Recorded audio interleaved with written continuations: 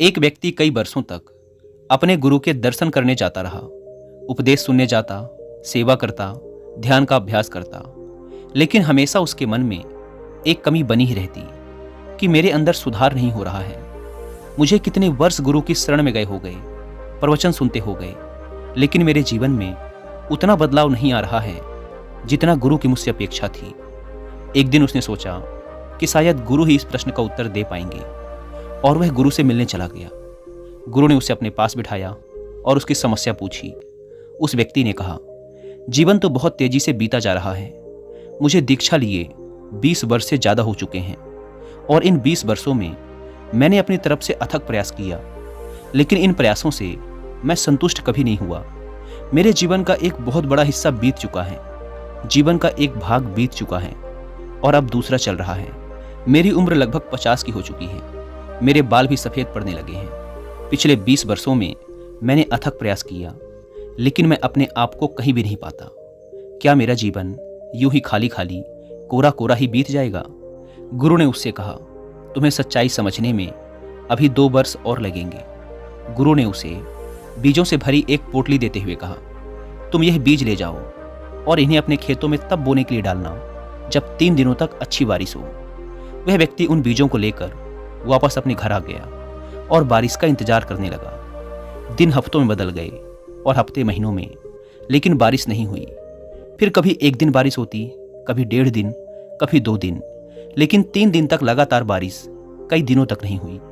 वह प्रसन्न होता जैसे ही बारिश शुरू होती, लेकिन फिर दुखी हो जाता जब बारिश कुछ ही देर में बंद हो जाती।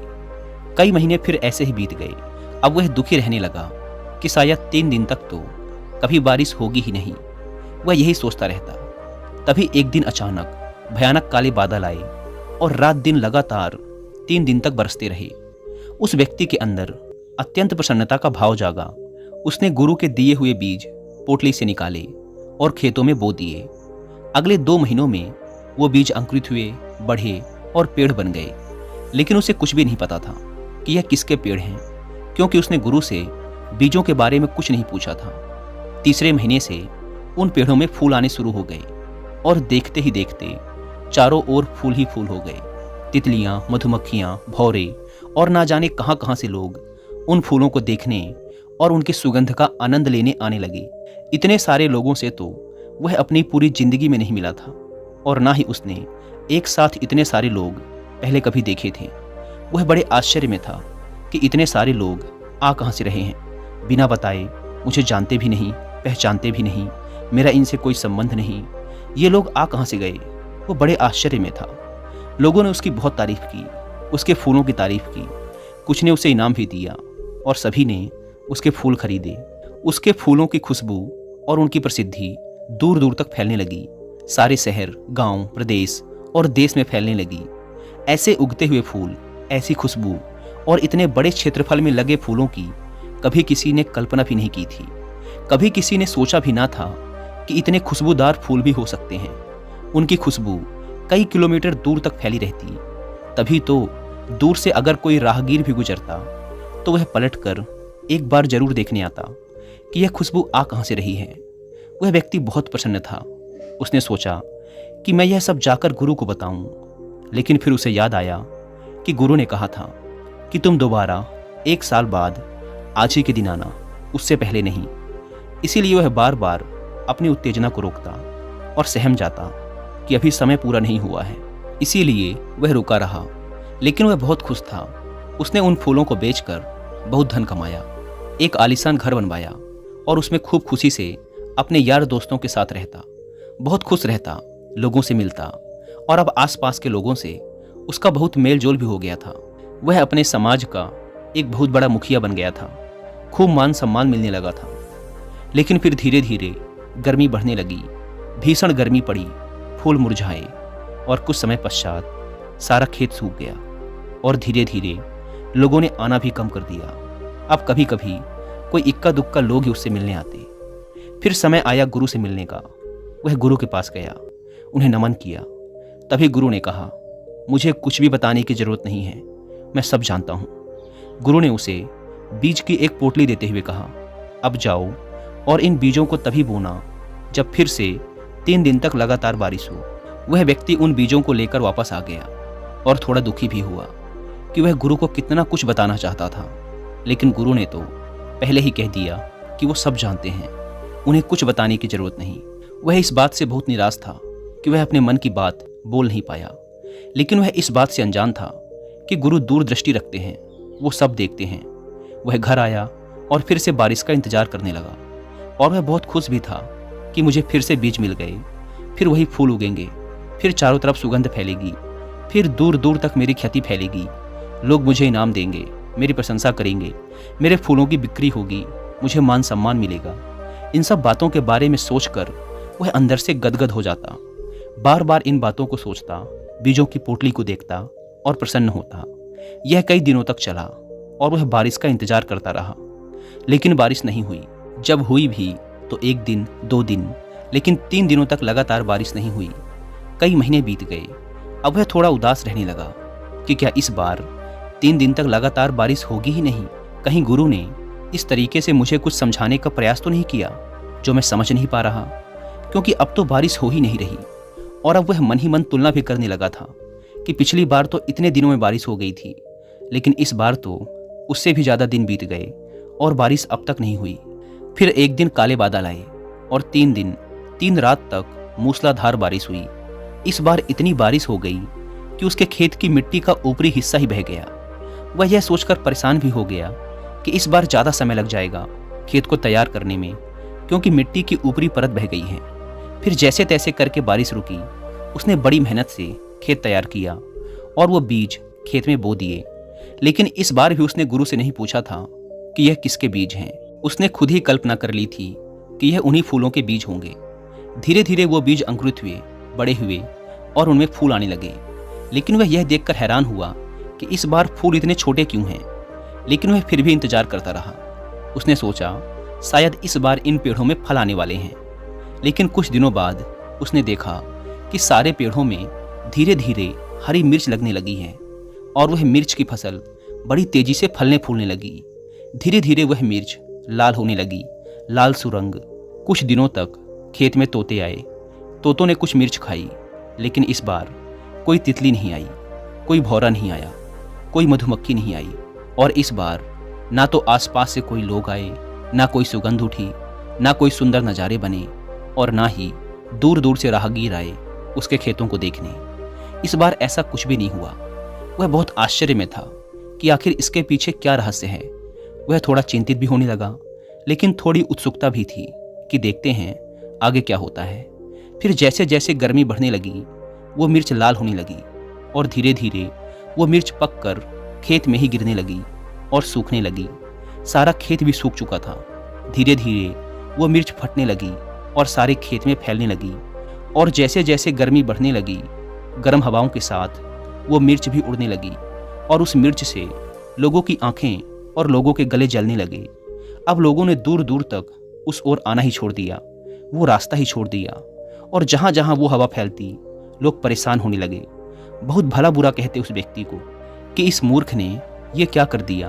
अगर इसने इन मिर्चों को बो ही दिया था तो फिर बाजार में जाकर इन्हें बेच देता या फिर इनका कुछ इंतजाम करता, लेकिन इसने इन मिर्चों को खेत में ही गिर जाने दिया और अब ये मिर्चें लोगों की आंखों और गलों में चुभ रही हैं। लोग उससे बड़े नाराज रहने लगे और उसके खेत के आसपास जितने भी पशु पक्षी थे वो सभी वहां से पलायन कर गए। वह बहुत डरा हुआ था, वह अकेला पड़ गया। अब वह किसी तरह से खुद को बचाता, क्योंकि उसकी भी आंखों और गले में मिर्च लग रही थी। वह दिन रात अपने मुंह को कपड़े से ढककर रखता और हवा की विपरीत दिशा में बैठकर खुद को बचाने का प्रयास करता। यह सिलसिला कई महीनों तक चला।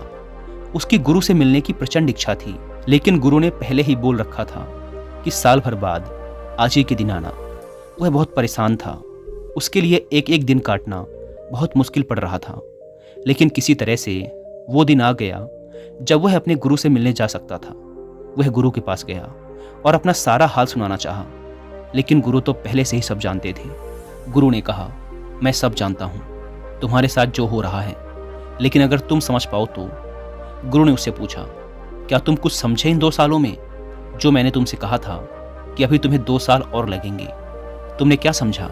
सबसे पहले तो तुम ये समझो कि तुम कौन हो, क्या तुम्हें पता है कि तुम कहाँ से आए हो? क्या तुम्हें अपने पैदा होने का पता है? उसने कहा, नहीं, मुझे नहीं पता कि मैं कैसे पैदा हुआ। जब मैं समझने लायक हुआ और लोगों ने कहा कि यह तुम्हारी माँ है, इसी ने तुम्हें जन्म दिया है, तब मुझे पता चला कि मैं इस माँ से पैदा हुआ हूँ। लेकिन मेरे पैदा होने का मुझे कुछ पता नहीं। गुरु ने कहा कि तुम्हें यह याद नहीं कि तुम कैसे पैदा हुए, तुम्हें यह याद नहीं कि तुम्हारे माँ बाप कौन हैं। तुम्हें बताया गया कि ये तुम्हारे माँ बाप हैं, तब तुमने जाना कि ये तुम्हारे माँ बाप हैं, तुम इन्हीं से पैदा हुए हो, और फिर तुमने परिवार बनाया। क्या तुम्हें याद है कि तुम अपने परिवार को अपने साथ लेकर आए थे?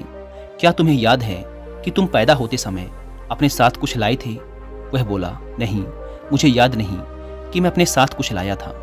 तब गुरु ने कहा, क्या तुम्हें याद है कि तुम आज जो समझ रहे हो कि तुम्हें इतना ज्ञान है, तुमने इतना अध्ययन किया, तुम विद्यालय गए, तुम्हारे इतने यार दोस्त हैं, तुम्हारे बाल बच्चे हैं, तुम्हारी बीबी है, क्या इसमें से कोई भी ऐसा है जो पैदा होते वक्त तुम्हारे साथ था?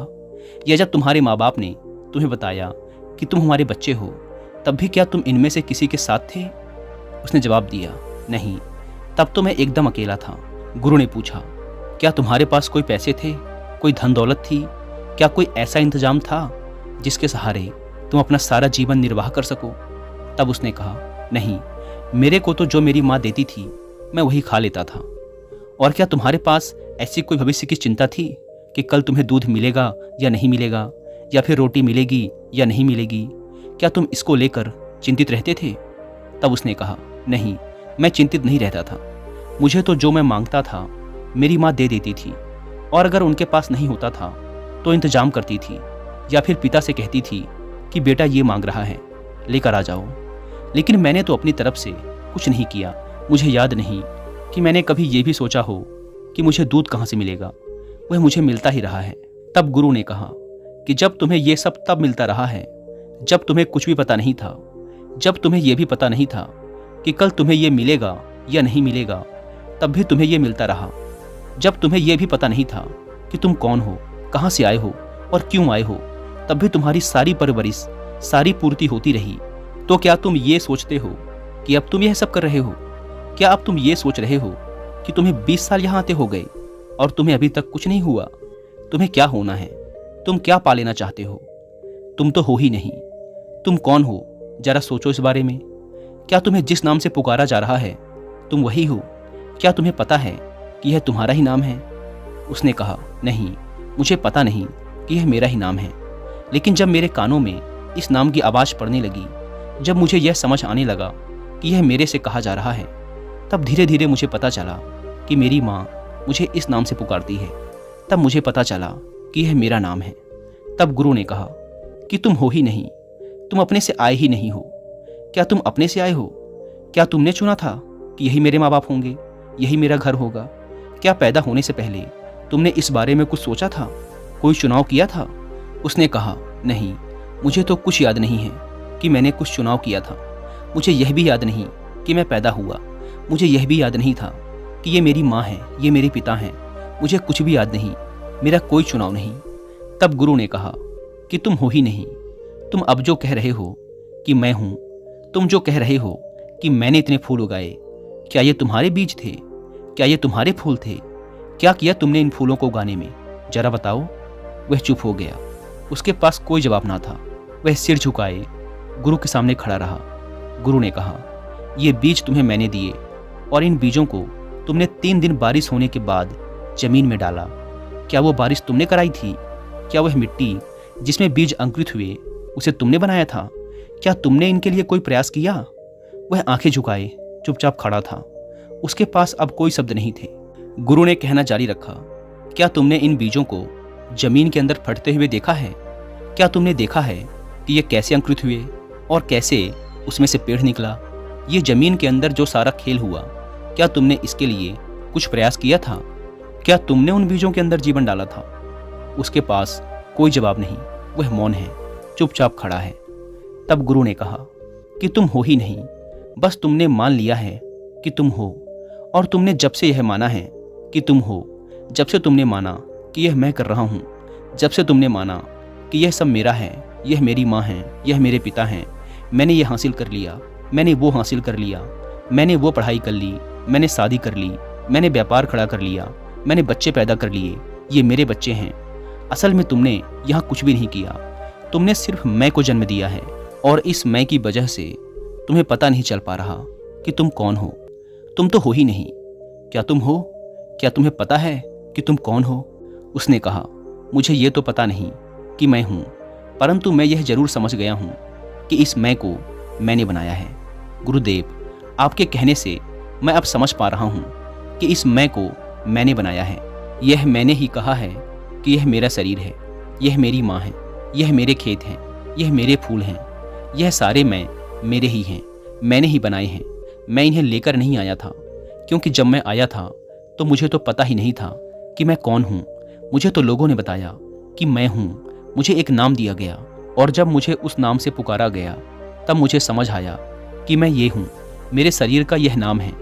लेकिन मुझे अभी भी यह पता नहीं कि इस शरीर के अंदर कौन है जो देख रहा है, बोल रहा है, सब कुछ समझ रहा है।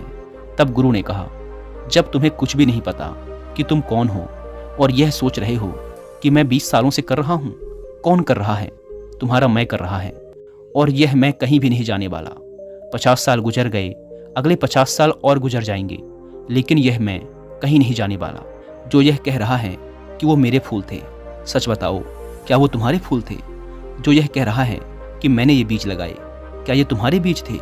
तुम्हारा यहाँ कुछ भी नहीं, तुम हो ही नहीं। तुमने मान लिया है कि तुम हो और इस मान लेने से इस मैंने यह सारा संसार बनाया है। तुम्हारा मैं ही तुमसे कह रहा है कि मैंने यह फूल लगाए, मैंने फूलों की खेती की, मेरी प्रशंसा हो रही है, मेरी प्रतिष्ठा बढ़ रही है, मैं मुखिया बन गया उस समाज का, मैंने बहुत मेहनत की। क्या किया तुमने? क्या उन बीजों को तुमने बनाया था? क्या उन्हें धूप तुमने दी थी? वह निशब्द खड़ा था, उसके मुंह में कोई शब्द नहीं थे। अब उसके पास यह भी कहने को नहीं बचा था कि वह 20 साल से कुछ कर रहा है, वह ध्यान करता है। तब गुरु ने कहा, तुम मुक्त हो, तुम पहले दिन से ही मुक्त थे। ये तो तुमने खुद ही बेड़ियां लगाई हुई हैं और ये बेड़ियां हैं मैं की बेड़ियां। तुमने यह बेड़ियां लगाई हुई हैं कि मैं 20 साल से कर रहा हूं। यह मैं की बेड़ियां ही तुम्हारे रास्ते की सबसे बड़ी रुकावट हैं। यह मैं ही तुम्हें गहरे ध्यान में नहीं उतरने देता। यह मैं ही तुम्हें यहां से मुक्त नहीं होने देता। तुम यह मानो कि तुम हो ही नहीं, पर क्या तुम्हें लगता है कि तुम हो? मैं फिर पूछता हूं, क्या तुम हो? क्या तुम्हें पता है कि तुम आए हो? क्या तुम्हें पता है कि तुम पैदा हुए? नहीं, मुझे कुछ याद नहीं। तो फिर तुम हो ही नहीं, तुम बस मान के बैठे हो। जो कुछ तुम्हें दिख रहा है वह मैं है और इस मैं की वजह से ही तुमने संसार बनाया है और अभी भी तुम कह रहे हो कि मैं 20 साल से कर रहा हूं। यह तुम्हारा मैं ही तो कह रहा है। तो फिर यह मैं जाएगा कहाँ? यह तो यहीं रह जाएगा। तुम्हारे कोई बीज नहीं, तुम्हारे कोई फूल नहीं और ना ही तुम्हारा कोई प्रयास है बारिश कराने में, ना ही तुमने उन पौधों को हवा दी। क्या तुम्हारा कोई प्रयास है उन फूलों की खुशबू लाने में? क्या तुमने उन मधुमक्खियों को, भौरों को, तितलियों को कोई संदेश भेजा था? क्या फूलों के अंदर रस तुमने पैदा किए थे? तुम हो ही नहीं, बस तुमने मान रखा है कि तुम हो और तुम साथ कुछ भी लेकर नहीं आए। क्या तुम अपने साथ कुछ लाए थे? तुम्हें तो कुछ भी नहीं पता था। तुम्हें तो कपड़े पहनाए गए, तुम्हें साफ सफाई से रहना सिखाया गया। तुम्हें यह भी पता नहीं था कि कैसे खाना है, कैसे पीना है। तुम्हारे मुंह में स्तन को लगाया गया, तब तुमने दूध पीना सीखा। क्या प्रयास किया तुमने अपनी रोटी, अपने दूध के लिए उस समय? वो तुम्हें मिलता ही रहा और आज तुम ये सोचते हो कि मैं इंतजाम कर रहा हूँ, मैं कमा रहा हूँ। आज तुम सोचते हो कि ये मेरे बच्चे हैं, जब मैं खिलाऊंगा तब ये खाएंगे। तुम हो ही नहीं, बस तुम मान के बैठे हो।